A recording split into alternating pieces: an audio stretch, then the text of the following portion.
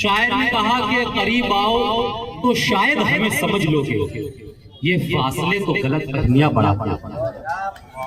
تو جب میں قریب آیا، جب میں نے باتوں کو سمجھا، جب میں نے آصف شیخ وسیع صاحب کے کاموں کو دیکھا، شہری حالات کو دیکھا، شہر پر جو حالات آ رہے ہیں، جن حالات سے ہم جھوج رہے ہیں، شہر پر جو مصیبتیں آ رہی ہیں، اور ان مصیبتوں میں شہر کے وہ لیڈران جو اپنے آپ کو قوم کا لیڈر کہتے ہیں، جو اپنے آپ کو قوم کا ہمدرد کہتے ہیں، ایسے حالات جب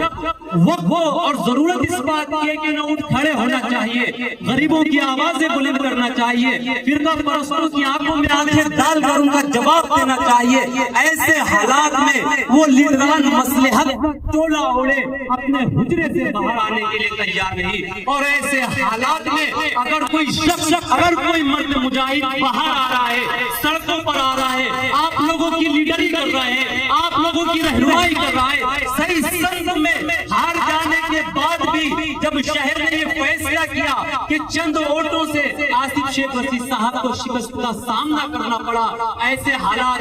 میں بڑی ذمہ داری سے یہ بات کہتا ہوں کہ اگر کوئی دوسرا لیڈر ہوتا تو وہ کنارہ کشی اختیار کر لیتا، باوجود اس کے آصف شیخ وسیع صاحب نے اس بات کو تسلیم کیا کہ ٹھیک ہے، کچھ لوگوں کا یہ فیصلہ تھا، چند ووٹوں کی کمی کی وجہ سے انہیں شکست کا سامنا کرنا پڑا، لیکن انہوں نے اس بات کو تسلیم کیا کہ لیڈر وہ نہیں ہوتا ہے جو ہار جانے کے بعد اپنے گھر میں بیٹھ جاتا ہے، لیڈر وہ نہیں ہوتا ہے جو جیت جانے کے بعد 5 سال اپنے منہ پر تالا لگا لیتا ہے، بلکہ لیڈر وہ ہوتا ہے جو ہر حال میں، ہر حالت میں قوم کی خدمت کرتا ہے اور قوم کی خدمت کے لیے ہر وقت اپنے آپ کو پیش کرتا ہے۔ کہ میری زندگی کا مقصد کہ سبھی کو فیض پہنچے، میں چراغ رہ گزر ہوں، مجھے شوق سے جلاؤ۔ اور آصف شیخ وسیع صاحب اس کی زندہ مثال ہے جو ہر وقت لوگوں کے لیے کھڑے ہیں۔ 12 نومبر کا معاملہ ہمارے سامنے آیا، ہمارے سامنے جنم داخلے کا معاملہ آیا، ہمارے سامنے ابھی اور بھی دیگر معاملات ہیں۔